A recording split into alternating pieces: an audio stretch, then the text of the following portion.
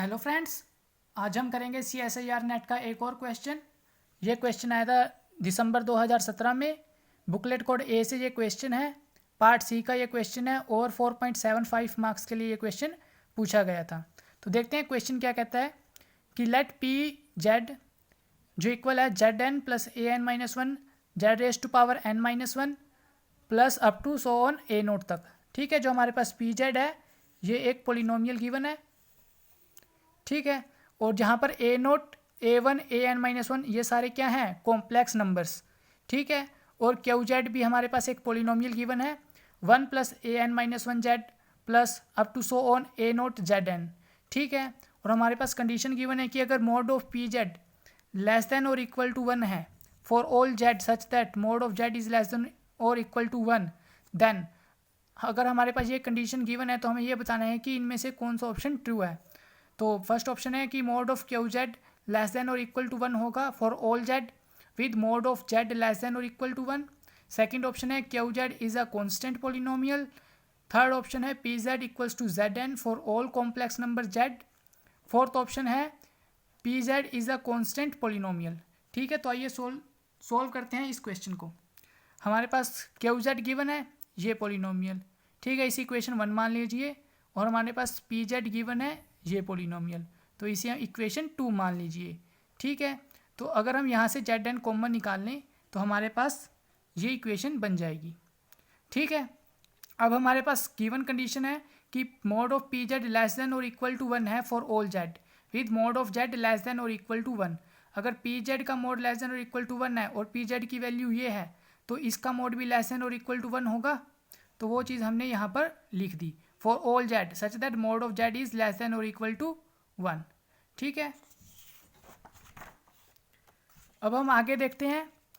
तो mode of Z अलग अलग कर देंगे तो हमारे पास मोड जेड एन आएगा यहाँ पर, तो ये लेस देन और इक्वल टू वन हो जाएगा। For all Z mode of Z less than और इक्वल टू वन।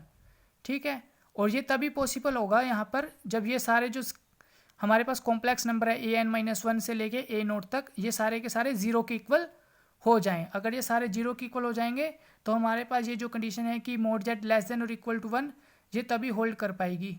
ठीक है, और इस कंडीशन के साथ mode of Z less than और इक्वल टू वन आएगा। ठीक है, तो ये तभी पॉसिबल है जब इन सारे स्केलर्स की वैल्यू जीरो हो जाएगी। ठीक है, तो फ्रॉम इक्वेशन टू अगर ये सारे स्केलर्स हमारे पास जीरो हो जाते हैं तो जो हमारे पास इक्वेशन टू गिवन है पी जेड, इसमें सारे स्केलर्स की वैल्यू जीरो पुट करने के बाद हमारे पास पी जेड जो है जेड एन के इक्वल बचेगा, और जो क्यू जेड है वो हमारे पास वन के इक्वल बचेगा। तो आप देखिए यहाँ पर पी जेड जो हमारा जेड एन के इक्वल बच गया है, तो यहाँ से हमारा ऑप्शन थ्री ट्रू हो जाता है, क्योंकि ऑप्शन थ्री में उसने क्या पूछा है कि पी जेड जो जेड एन है वो पी जेड जो है जेड एन के इक्वल है for all complex number Z. तो ये हमारा ट्रू ऑप्शन है क्योंकि हमारे पास पी जेड जेड एन के इक्वल आ चुका है for all complex number Z. ठीक है, और यहाँ से हमारा ऑप्शन थ्री ट्रू हो जाता है।